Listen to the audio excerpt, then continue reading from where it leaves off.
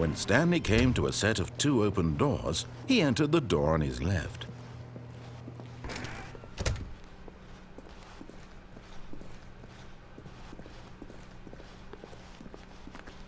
Yet there was not a single person here either. Feeling a wave of disbelief, Stanley decided to go up to his boss's office. Hoping he might, coming to a staircase, Stanley walked upstairs to his boss's office.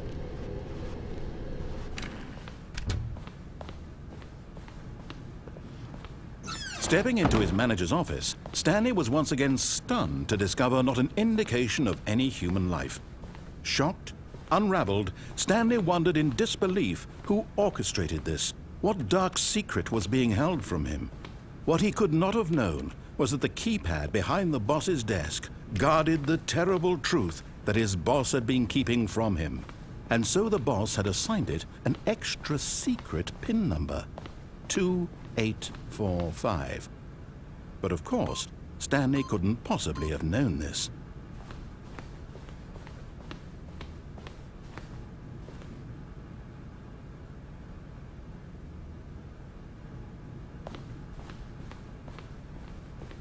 Stanley just sat around twiddling his thumbs. Yet incredibly, by simply pushing random buttons on the keypad, Stanley happened to input the correct code by sheer luck. Amazing. He stepped into the newly opened passageway.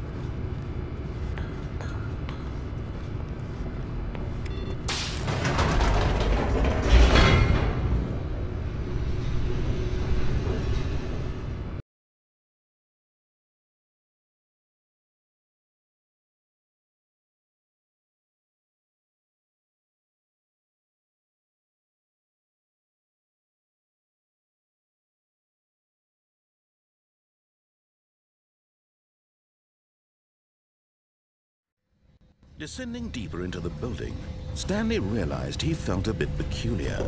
It was a stirring of emotion in his chest, as though he felt more free to think for himself, to question the nature of his job. Why did he feel this now, when for years it had never occurred to him? This question would not go unanswered for long.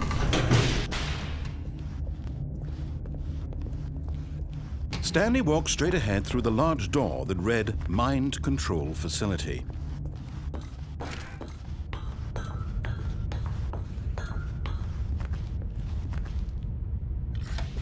The lights rose on an enormous room packed with television screens. What horrible secret did this place hold? Stanley thought to himself. Did he have the strength to find out?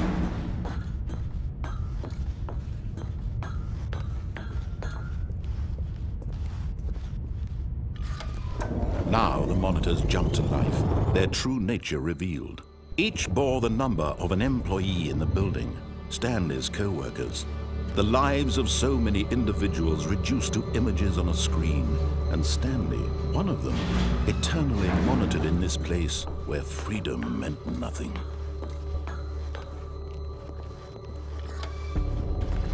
This mind control facility, it was too horrible to believe. It couldn't be true. Had Stanley really been under someone's control all this time? Was this the only reason he was happy with his boring job? That his emotions had been manipulated to accept it blindly?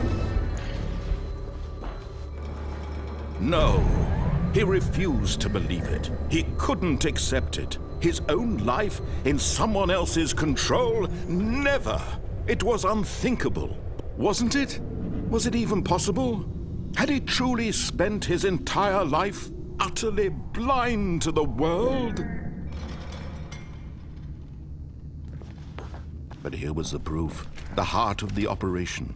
Controls labeled with emotions, happy or sad or content, walking, eating, working, all of it monitored and commanded from this very place.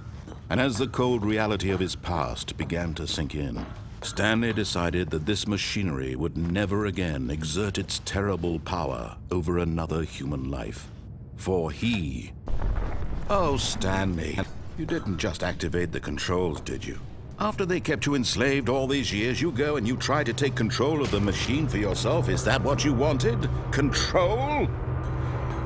Oh, Stanley, I applaud your effort, I really do. But you need to understand, there's only so much that machine can do. You were supposed to let it go, turn the controls off, and leave. If you want to throw my story off track, you're going to have to do much better than that.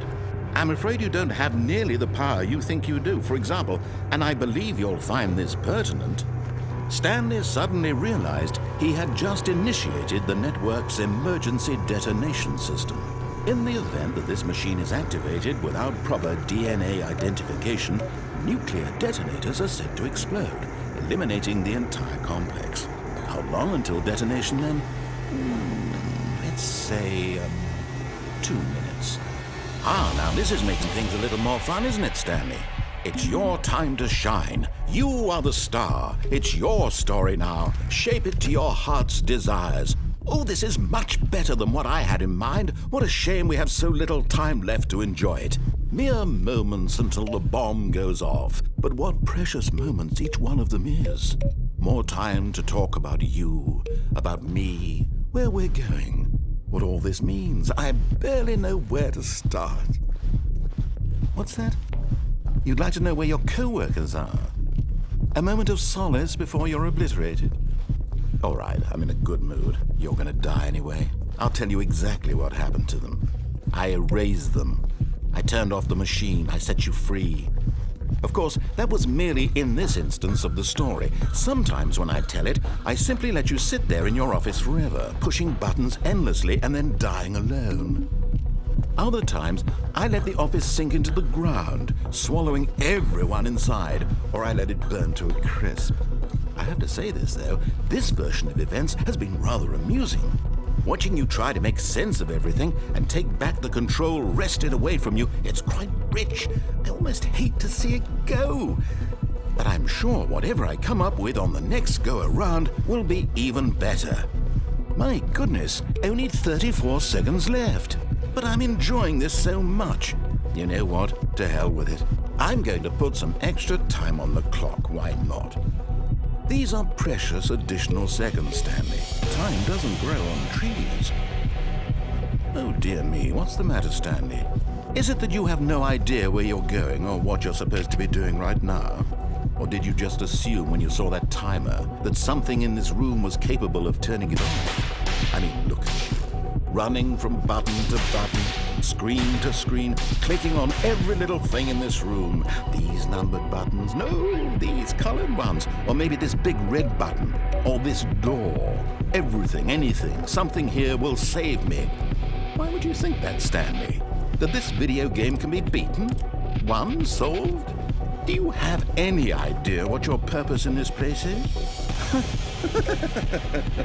Stanley.